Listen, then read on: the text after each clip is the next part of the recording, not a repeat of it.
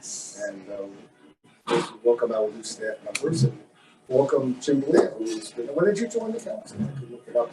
The council would have been about 1994. Okay.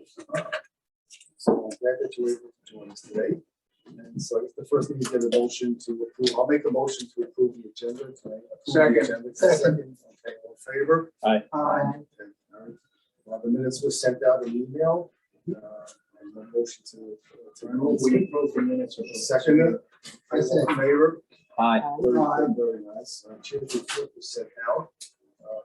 The only thing I didn't add on there is that I did mask votes on Tuesday. How'd it go? Is it there? Did I did put it? Okay. Oh, yeah. I think fast for breast cancer awareness. And mentioned some of the senior staff of MTA and the LIR that were able to get. And those that the MTA police were also handing out masks, which was nice. They gave me 3 boxes to start, so that was 300. And I went through them quickly. I was targeting women to give it to women. Somebody asked for it. Somebody got it. It was very successful. There are certain people that weren't there, and nothing you could do, and you've experienced it, having been serving more time for me on this. They're just not going to take the mask. I'm not. So, Karen and I did mask votes on Tuesday as well. okay. It was fun. It's Kara's first time. It was great. Yeah. I got a new shirt, a long sleeve shirt this time. I was hoping they'd be pink shirts, but This was like, Yeah. yeah, it was nice. Yeah, it's a good one. Let's hope that we don't have to have this again. Let's hope that eventually we'll take this as well. So, if nobody has any questions? So what, the Hudson line was still, it wasn't mentioned at the joint committee meeting, which is one of rare that actually jointly, used to be separate. So they would meet the months together, but now we're meeting jointly every month. We have a meeting, except August.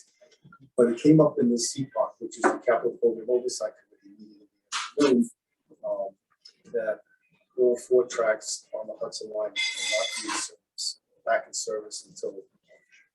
So the 2 tracks, which are like the northbound express, the track 3 and track 1 express, the local track, those are out because of the culvert which got washed away at Dobbs, north of the Dobbs Ferry Station.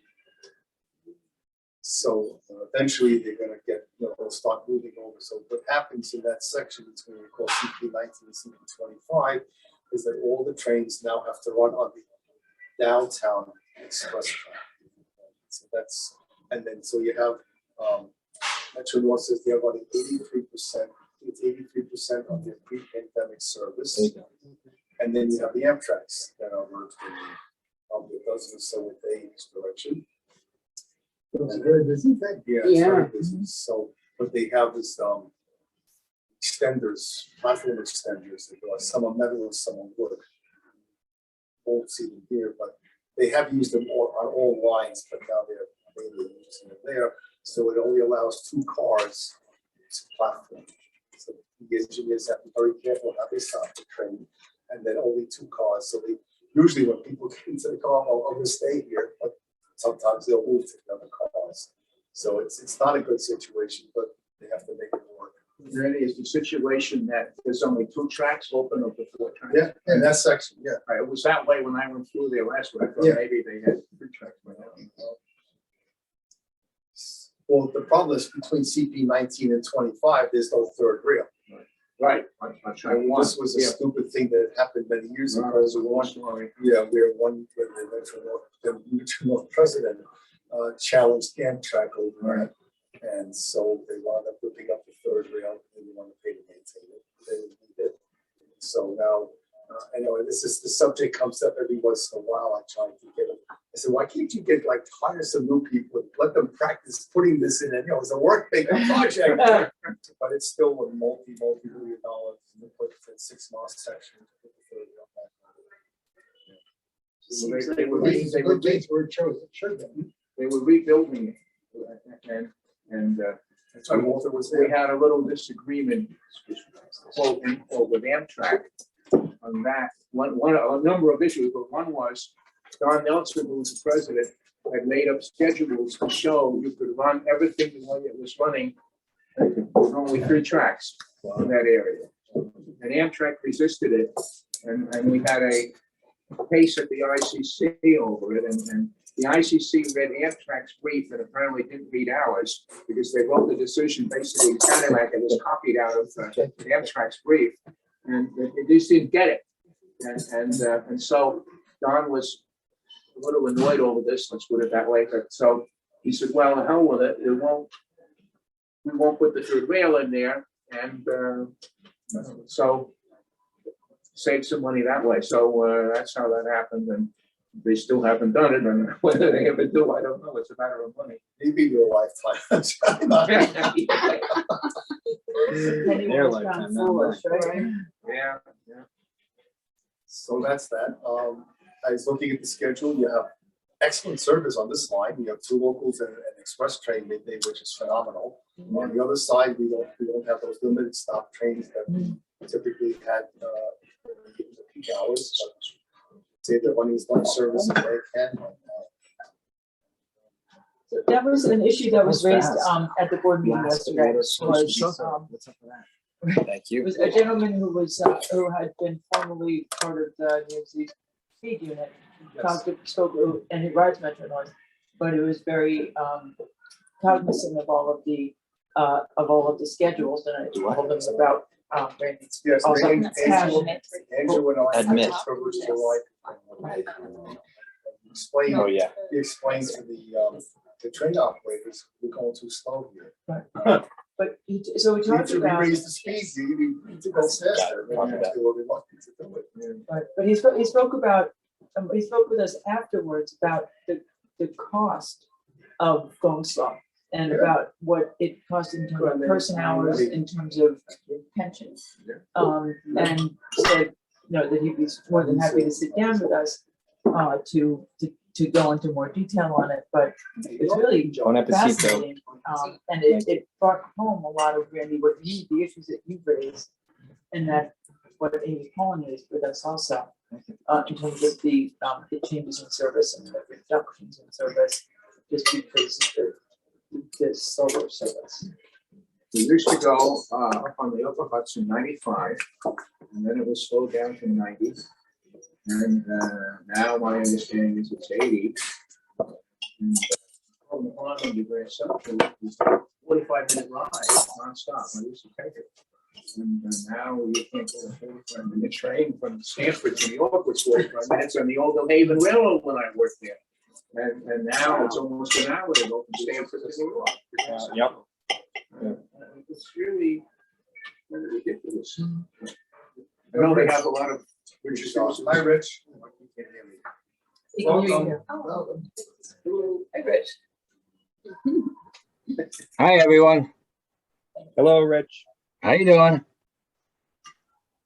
We miss you. Yeah, I wish I could be there, but not feeling well. No, there's not That's here. not good. And what do I like it? I think continuing to raise the issue of speed and equating it with cost will, in fact, be something important as the MTA continues to look at the ways that it can improve its freight volume.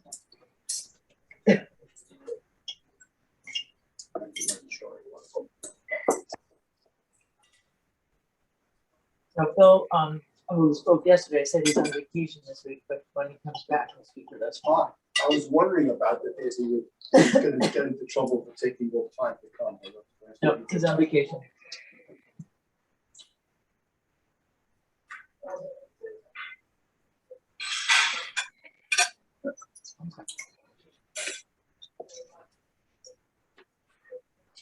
Anyway, we have, I wanted to send us an email, and the podcast they put in the public press release about it.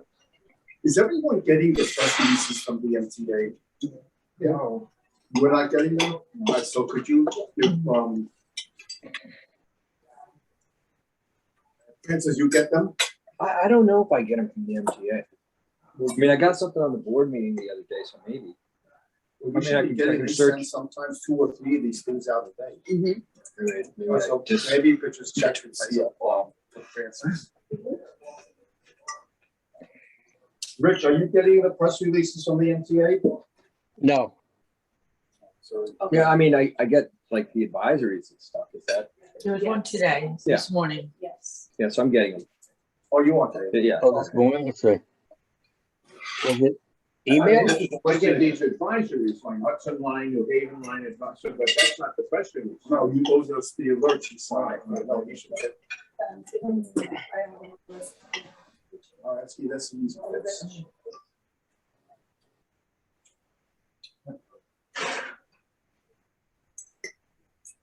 This morning was About the hawk. about the hawk. The Metro North to celebrate release of Red Tailed Hawk, whose life was saved by training.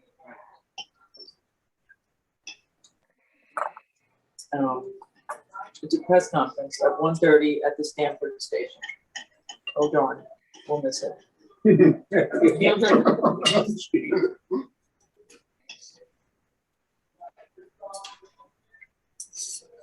So you did not see that? Okay, which email, just let us know which email. Well, press the Senate is over the door. Okay, You know, like I find it. Yeah, it's the professional stuff, aside from other things. Yes. Also, what's coming on my phone. okay, The other emails.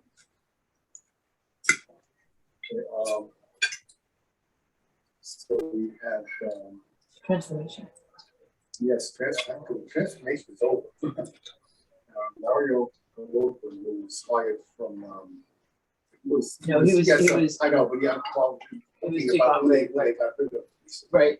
He was up in Canada for the whole time, on the other came to New York. I'm sure you get paid for that. We over. And he left the squares here, and then after he recorded his resignation, he was the Transformation. transformation. So he told me one day, not recently, after a TRC meeting, I ran into him, that he removed enough printers from the 20th floor. This does not have to go into the notes. It's gonna be on the record. Yeah, it can be on the record, but it doesn't have to go in the minutes. He removed enough printers from the 20th floor of 2 Broadway to save a Bronx bus line. Wow. And I said, well, then you should tell that story. That's a great story to tell. And he said, that's not my story to tell. I would think that there would probably not be enough printers in the whole building to do that, but. Yeah, I mean, sounds a little much. And the chief innovation officer is also leaving. He never responded to your request. I spoke with him at that press event, and he still never called me. But they're being replaced or reformed and transformation. I don't know any of those people, but you do. But, Right. Commissioner Vasquez spoke highly about the one. Double work, yeah. All right. So, the set, I didn't want you to know. who is is coming in as the chief administrative officer, which is a new person. They're consolidating a number of positions. She's coming in as the chief administrative officer. Jano was very concerned and spoke about it. It's actually an alarm we've been raising about the lack of HR's ability to even help with the minimal hires that we've needed to do. But how can they possibly staff up an agency that's been so starved for people? So obviously they've heard us. Well, I'm being facetious, but there's been so much of a concern that's been throughout the agency that they're bringing in somebody at a higher level. And, you know, part of it's been a hiring freeze that's been state mandated, but I think part of it has just been a lack of focus and also consolidation of HR from all of the operating agencies without a clear path of how to do it well, right, given the proper resources. So now hopefully they'll have that other. The person, Lizette. who- Stuart, Cheryl, yes, he's, okay, yeah. He did. So Lizette is somebody who's done some great things at, the Department of Citywide Administrative Services. I've met her a number of times, but I know somebody, a former colleague of mine, worked very closely with her in the mayor's office and speaks incredibly highly of her. The, gentleman who's coming in, who's the head, who's going to replace Jano, as the head of construction and development. To me, that sort of hopefully signals that maybe Jano knows something about his future. Has gotten high marks on what he's done for the city on the construction side there. So I think it bodes well for Jano's own personal efforts at transformation. And he has in turn elevated some of his senior staff to positions that he can delegate to. So I think that it's I think he's settling in and taking charge in a good way, is my opinion. We'll see. Obviously, Yeah. Terry's got to settle into that new Mhm. position. So Yeah. Start from scratch. It's a new. So the legislature would need to take the action to make him permanent. It should the governor put his name forward, and they are not coming back until January, unless they're called back or decide to go back. So So I use it, all the governor appointees from the, it's still there. So we design a fund. Everybody okay? Doing fine. how are you? Thank you for everything. Yeah, so you can leave. Yeah. Is there anything else that I overlooked in the meeting?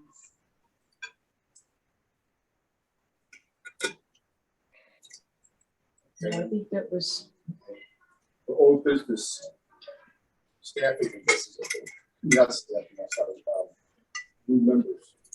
new members. So we did, as I said, we got a new member for New York City Transit Riders Council. Very, very astonished to see that. Who's appointed? The public advocates. So they had put forward 2 names for the summer. This is a woman I haven't met. We're gonna meet with her on Monday for the first time. She seems official. she's official. Yep, Karen Hamilton, lives in Queens. Seems very enthusiastic, which is terrific. There's another of his recommendations still up in Albany. So not everything moves quickly. The governor's office also, because somehow or another I'm on the list of all of the appointments that came to the MTA, which is nice. Also made some changes to some other boards within the MTA, but none of that affects us. You actually should be on it. You should actually see all the Yeah. appointments. I think so. Because, there may be some that may be controversial or other that ridership may not, want to have there, or, they may not be advocate for this, or, you should see that stuff. Well, one, I think that's a great move is she appointed somebody to the capital program review board. And in a power play previously, the governor had said that he only wanted principals on that. So that was why it never met, because the mayor wouldn't appoint himself. So and he appointed somebody else. So the Governor Hochul has appointed her secretary. Right. As the head of CPRP, which is good, because that means that there's a chance of them meeting, so that when they need to meet, they can be. That's a great sign. That's great. That means she's taking it seriously, and I saw somebody at the IG's on the IG's board of advisors who I don't know. So our appointees, I continue to ask, so what about us? And they say everybody's still in process. So, in 2 weeks, we will have a new a newly elected Bronx Borough president. We've started to make relationships with, Only with that milestone. well, with Marisol will, I imagine, continue to be there, but she convened a group of, I'm spilling into new business on Freedom 59. Marisol convened a group of elected officials from the Bronx for, and with us to discuss Freedom Ticket, which was great, because then we had the opportunity to meet the candidate, the Democratic candidate for Bronx Borough president, right, barring unforeseen circumstances, but Not following Bronx politics. I could, but I'd have to look it Oh. up. She's a councilwoman from Vanessa Gis, yes, thank you. Yes. What she knows. Right. More than for this. Right. But it was, I mean, that was a great conversation, and she seemed interested in transit and transportation. At that moment, she was very interested in getting herself elected. So, right. Supposed to get anything at that point. Right. Gotta have your priorities. Right. First we get elected, then we talk. Right. But so then she has a vacancy as well. And, you know, although I think we continue to talk to, executive level. Oh. We don't have anybody for. Now, is Mary Ellen Odell up now? Is she, Oh, wait, no. So she's not up now. No. Next year. next year? Okay. So she could appoint somebody, No. nominate, right, yes. Nominate, yes. Is there any movement with the board members who were appointed by the governor, by the next governor? Now, They got to stay until we do, yeah, so is there any movement by the governor to replace them? I wonder. Oh, sorry with you guys, very good. So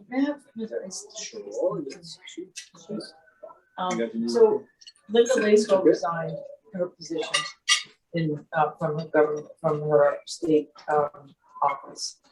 And with that goes her appointment to the board. So there's a vacancy there. Larry Schwartz has indicated that he will be resigning as soon as his appointee is named, as soon as his replacement is named, but we don't have any, again, that means when the Senate convenes. So there's, the governor has said that she will be speaking to a lot of people and talking to advocates and, the stakeholders in the community at large for names and ideas. Of course, wasn't that said they wanted people from the Pacific community? that was, yes, that was at the board meeting where one of the speakers talked about that. That's certainly something that's been raised. There's been Rachel Foss from Reinvent Albany's name has been raised, and there's some of us pushing her to not immediately say no if she's asked. If she's asked, I don't know. I mean, don't forget the governor has an election coming up next year or something. So, lots of moving parts here. Along with congestion pricing, which will come into play, all of that. So,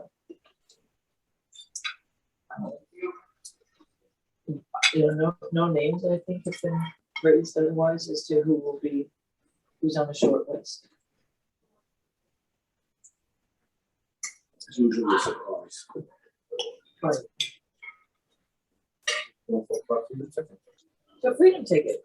Last Wednesday, we went to Woodside train station and were finally able to launch and put out the door the Freedom Ticket report that Bradley has worked on so diligently for the last 600 years. He got his life back. He got his life back there. Right. I'm going to let Bradley talk about it. But it was, we held and will continue to hold a series of meetings. This is calling for discount commuter rail tickets within New York City with transfers to subways and buses as part of phase 1, and improving Atlantic ticket, which is sort of the model for this. And then as a phase 2 rollout would be, when peak ticketing goes back into effect, making pushing that into the suburban areas with off-peak and reverse peak discounts for the rails. That was based on a conversation that we had with Assemblywoman Paul to lead to, well, you don't know what's gonna happen, how many people are gonna do this, what is it gonna do to service? And there seems to be a funding source that we can tap into within the city that we don't have outside of the city yet. So that makes it more funded. Fund the shortfall. Well, we think that it would be, and I know how to spell the numbers, I don't know how to add them all up. That it will be either revenue neutral or revenue positive for the MTA. But we want there to be a better analysis for that, but the Out-of-Borough Transit Fund already has money that was set aside as part of congestion pricing And not used yet. and Wow. not used yet. Well, that it comes in as part of for-hire vehicle fees Mhm. that would be used to help pay for discounts on Metro North and Long Island Railroad. But these. Subsidized. Yes, but the discounts that we're proposing would be steeper, so we think it should be repurposed. Bradley, why don't you go into some more? Okay, yeah, I mean, you pretty much covered everything. I just want, can everybody hear me okay? Yes. Yeah, you can, okay. No, I'm, really happy that the report part of it's finally over. But of course, now we have to make sure that it actually gets implemented, or at least hopefully most of it gets implemented. As Lisa had mentioned before, we do have some rallies coming up. We don't have the dates completely set in stone. But if we do have one we plan to have one in the Bronx territory and possibly up further north, it'd be great to get you guys to show up and help support the effort. Would be really, really great. Yeah, everything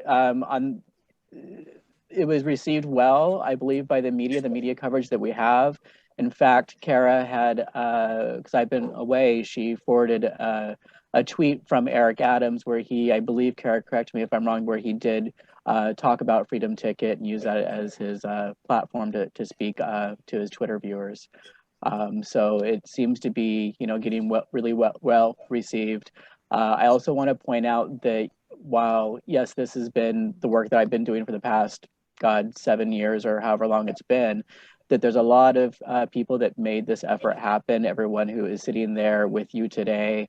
Randy's been a proponent of this. We also have Lisa, who's been very instrumental in editing the report, but also getting it out to everybody involved. Kara came on at last minute and has been very helpful with the social media push and making sure that gets out. Jess's support on this entire effort, making sure that we have everything that we need, especially during the launch, was really crucial. And I also want to point out Shaul Picker, who's joined with us today remotely. He's in the office with me. He is our research intern, and I leaned on him a lot to get this report done. He did a lot of research, thorough analysis, and provided a lot of context to the report. So this definitely took a village. So I want to thank everyone who's contributed to this report. And even though the report is done, there's still plenty of work to do to make sure that this happens. So we could use your support on that. So thank you. Well done, Bradley. And Bradley really this would not have happened without Bradley. So really, What was that? What did you say, Lisa? so this wouldn't have happened without you. You really drove this and made it happen. So Thank you. it's really congratulations. But one of the aspects of the report too, and we heard this from not just from conversations that Bradley had and that Shaul had, and research that he did too. Yeah.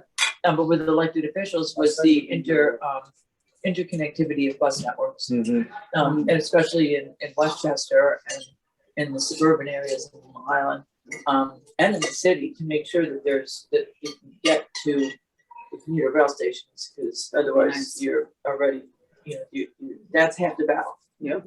So No, that it there's is. your recommendations there. In Dutchess County, they have to do service to get around to the train station. Oh, yeah. Yeah. Is it on demand? On demand, but they need a better campaign, letting people know that there's a way to get to the train station without. Duchess? Yeah, in Dutchess. So there's still work to do. Let's do it. Is that their county service? Yes, Okay. so we have to talk to the county. And I'm sorry, Francina, I believe that was you. I didn't hear exactly what you said. Can you kindly repeat that? Oh, I was saying in Dutchess County, they actually reduced bus service to the New Hamburg train station. Okay. New Hamburg. So I think we need a better campaign, or we have to find a better way to increase, or, to get people to ride the bus to get to the train station. And I'm sorry, did you say that there is bus service there or there isn't? There bus service? is, but it's limited.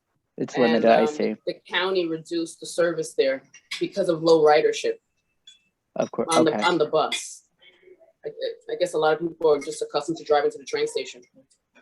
Right, But it'd be okay. nice to have better bus service around so people can utilize those different stations. Exactly. Yeah, I think that in the report, we do have a recommendation that, like what Lisa had mentioned, that talks about better bus connections, and having, examples such as this will be helpful for us to try to push this forward. Shalu was able to look up all of these different components of the lack of connectedness between suburban bus operators and the commuter rail service. We're hoping that the MTA can be a little proactive with this and kind of work with these other agencies to provide better connections. So thank you for that. Yeah. You're welcome.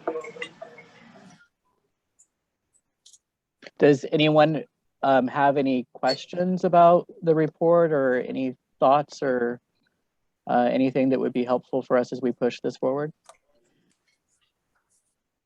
I do not. Okay. Great. If you have any questions in the future, just reach out and we'll hopefully be able to answer those for you.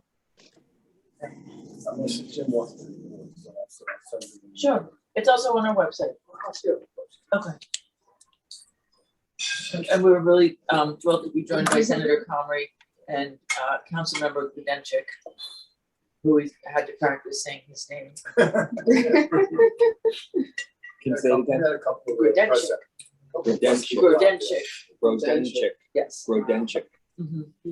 Grodenchik. Yes, which is just how you would spell it, but it's Grodenchik. Grodenchik. Looks very pronounced. All right.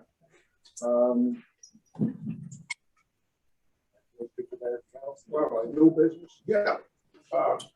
I had put in testimony at the one of the hearings on the congestion pricing proposal for New York City, and mentioned that on my own behalf, and also as a member of this council, and discussing me and Lever, that this would benefit the environment and eliminate, reduce traffic congestion, and also MTA needs the money.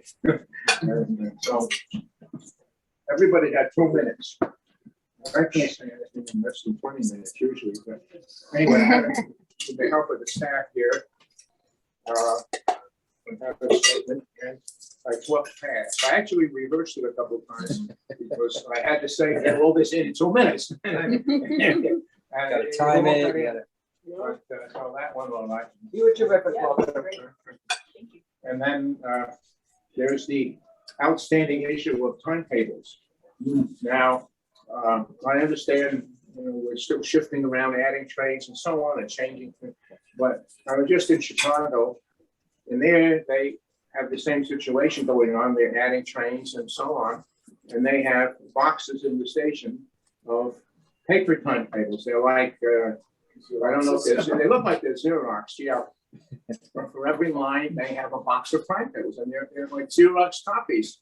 And Some good Samaritan making and dropping them off every morning. Right. no, and people are taking them and using them, and that would be a kind of a temporary solution we could use here on Metro North. And, They wouldn't have to print. I don't know how many the printing was, but some of my friends who have an interest in trains and collect these things, at $400,000 a year, it's a lot of money, but still, in the whole scheme of things, it's not a lot, not that much. All adds up. Royal Railroad does put, Yeah, it does. puts PDF copies of what would be their real timetable on the internet, on their website, whereas Metro North, they just expanded, just had to the PDF of the actual train, but now they added some more, the details about how service runs, but they really need to have been after them. I haven't got a proper answer from them yet. On paper copies. Yeah, but at least we're lucky on this in the two North Territory, we have kiosks in the paper timetable in the station. The one on Railroad is gone. My friends tell me They don't have my stations either. At Hunters Point Avenue on the Long Island Railroad, they had timetables from a year and a Yeah, half that's the ago. one up in Yeah, the street. I said, you gotta take these down. These trains will never run again. Look at that. That's the kind of transportation you need. Oh, Now, yeah. you see that guy, one wheel, Right. right? Yeah, one wheel. That would not be me. Yeah, I haven't touched a paper schedule in, I don't know how long. Thankfully, New Jersey Transit still makes them. They call them fold-ups. Fold-ups. And whenever I go to the city, I always grab a couple of bunches of them because I fill before the timetable back at the Manhattan train station, and I distribute them elsewhere. But it's helpful Yeah, I remember because you they talking take them about that. down, and that way you have them as a resource to look at the schedules, to compare them to old. Yeah, older well, I have a schedules. collection going back many, even old, some are even older than me. That's When I went on the Metro North app today to look at the trains, it didn't tell us what track we were using On the on the app. Really?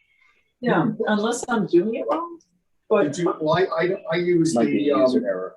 I use the Metro North train time. that's what I used. And unless I was, I'm looking at the next train out of here is 154 on track 2. but if you look at it from Grand Central, if you do it reverse, Okay, that's what I'm just about. There is a website of some kind that has the whole board for Grand Central kind of reproduced. right, But this one I don't know says, about doing it on my phone, but I can do it on the computer. What the track one- the train is. well, the 146, which is the next train to come here, it's on track 25.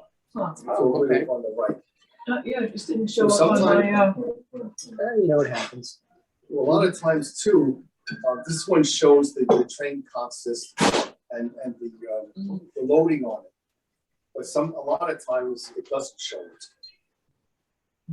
one Just would not need to be gonna go over updated. and over. All right, is there anybody else that has any new business? Yes, Okay, go ahead. whatever happened with the Suffolk train station.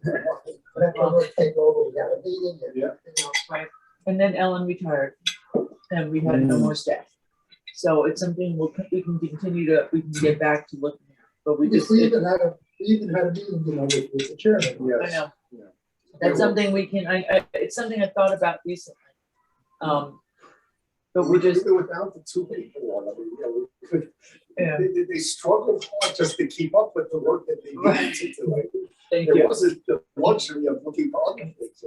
And it was something that Ellen was really putting a lot of effort into and did a lot of work on, and had the relationships, and so she's gone for a year now. That's right. Did you see her? So, but it is, I was just thinking to myself that that's something to read up. So, Because, you know, we did have the board meeting and he was the chairman.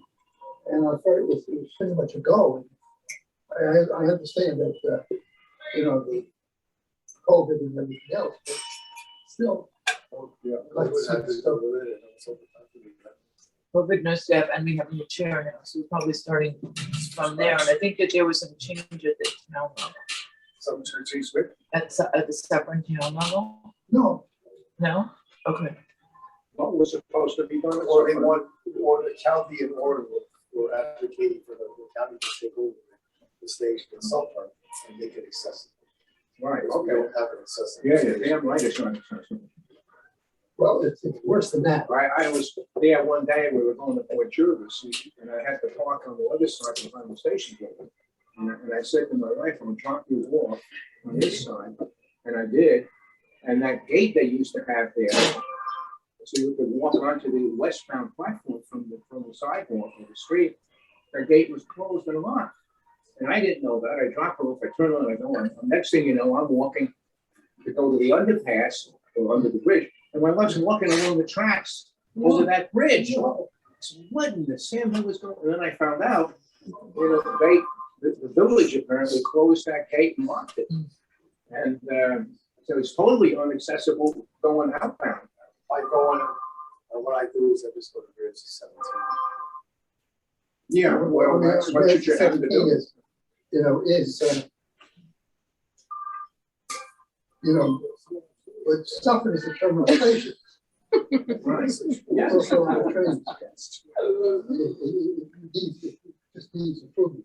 You know, when you go down those stairs, it's just really bad.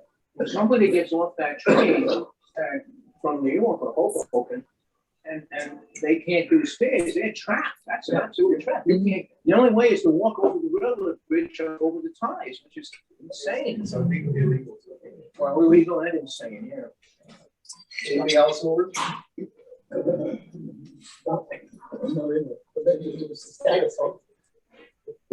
new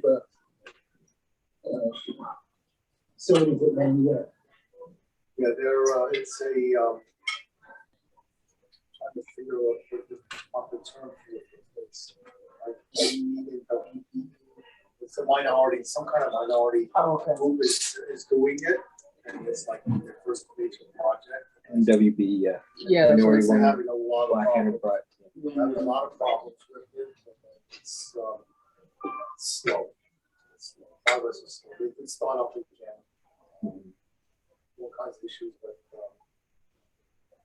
it's with all this working. We have a temporary community time, which is quite nice. You know, people in there, and then a lot of people don't congregate there anyway. They sit in their cars now that it's a little cooler. I go to the train on Monday to go to the committee meetings, and then yesterday to go to the basketball and and so I counted the number of people in my car. It's a 4-car train, with capacity of 120 on average, and there were 40 in my car. Yesterday there were 50. I was sat next to me with the seat side. I used to lie there, so I was working.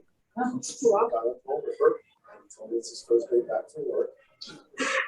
I told her about the counts. He said, yes, we'll look Tuesday, Wednesday, Thursday, Monday, Friday. So my neighbor across the street who used to come from Tarrytown told me to get there first.